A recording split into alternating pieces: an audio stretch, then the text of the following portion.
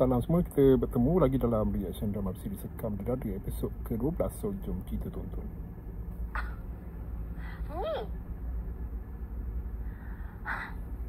awak, kalau saya buat live 10 minit, saya boleh dapat ni.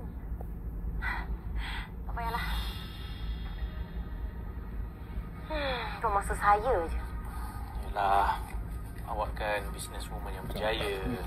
Pandai cari duit. Untunglah saya dapat isteri macam awak. Tahu pun. Kuih mana kuih? Tak ada ke? Lah selalunya bila saya bawa balik kuih, awak cakap apa? Macam surat kuih tak sedap lah. Jadi saya tak bawa lah balik. Awak ni tak faham lagi ke hati perempuan? Mulut cakap lain, hati cakap lain. Saya lapar lah. Sekejap, dekat dalam peti ais tu ada kari pak frozen. Boleh tolong tak gorengkan? Saya penat lah, saya bawa balik. Apa? Oh, kalau dekat surau tu bukan main awak Najib. Bila balik sini dekat rumah, isteri lapar tak boleh masakkan. Penat. Yelah. Saya buat. Okey. Tuan puteri kesayang. Saya pergi mata dapur dulu masak. Okey, dari episod ke-12 yang mana Rosie buat perangai. Dia pergi campak duit yang Arif bagi.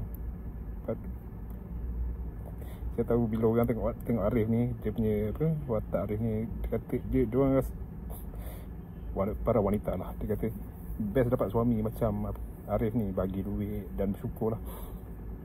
Lepas tu ada yang kata pemalas nak mampus macam ni. Yalah, sebab bila suami minta buat masak kari pak frozen, bukan dia yang minta suami buat kari pak frozen, dia yang pemalas, tak boleh nak buat sendiri. Rosie ni patut kahwin dengan nasi yang boleh minta orang gaji. Itulah rasanya ramai kata nasi dengan Okey patutnya bertukar pasangan dengan Rosie dan Arif ni. Patutnya Rosie ni kahwin dengan Nasi, Arif kahwin dengan Okey. Bagus, nampak kesesuaian lah, nampak. Tapi berbalik kepada ni, semua nak suami yang sebaik Arif ni, walaupun pendapatan dia taklah besar sangat.